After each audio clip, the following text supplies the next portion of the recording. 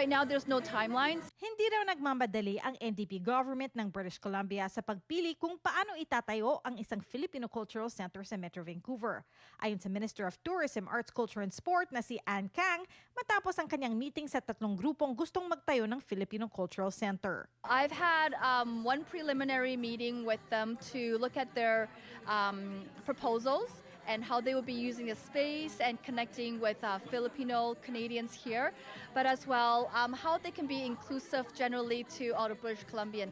Now, after that, we also sent them away to answer a few questions that MLAs and ministers may have, so we're waiting for the response. 2023 pa, nung ipinangako ng provincial government na itayo ang center sa BC. And that is why our government is committed to deliver that cultural center for the Filipino community in the Lower Mainland, in British Columbia. We're going to do it together.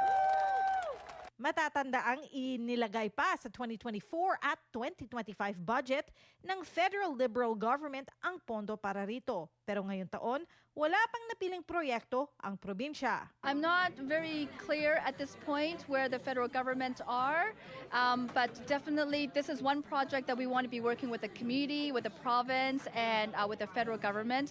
I know that the Minister Valdez is very interested in this project as well as the Minister of Culture, and so this is going to be a great project when communities and province and federal government work together, and I'm really excited about it. But we want to take our time. We want to get this right.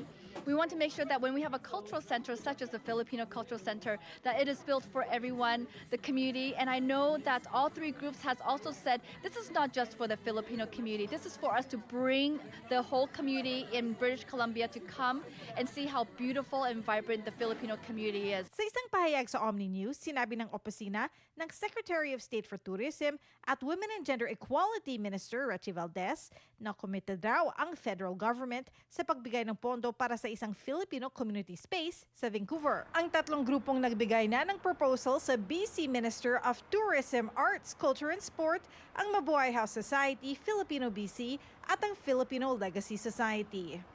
Gusto na bilhin ng Mabuhay House ang dating Firefighters Public House Building sa Burnaby, British Columbia na may halagang halos $10 milyong ayon sa 2026 BC assessment.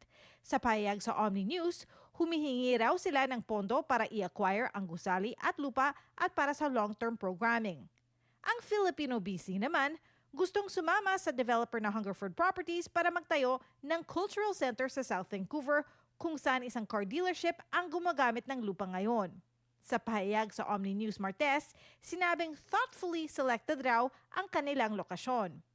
At ang Filipino Legacy Society naman gustong magtayo ng Filipino Cultural Center sa loob ng isang high-rise hotel ng Port Living sa Main Street, Vancouver, na kasalukuyang pang nasa isang auto shop. Ayon sa mga dokumento mula sa Supreme Court, humaharap ito sa foreclosure proceedings at batay din sa dokumento, $32 million ang hinihingi ng grupo mula sa probinsya, parehong halaga mula sa feds at 10 milyon mula sa mga donors. Sa statement ng FLS, nais daw nilang makita ang pondo mula sa Build Community Strong Fund ng federal government dahil suportado raw ng City of Vancouver motion ang kanilang proyekto. But no decisions have been made yet, and we're really looking forward to how we can all best support the Filipino-Canadian community here. Teresa Barrera, Omni News, Vancouver.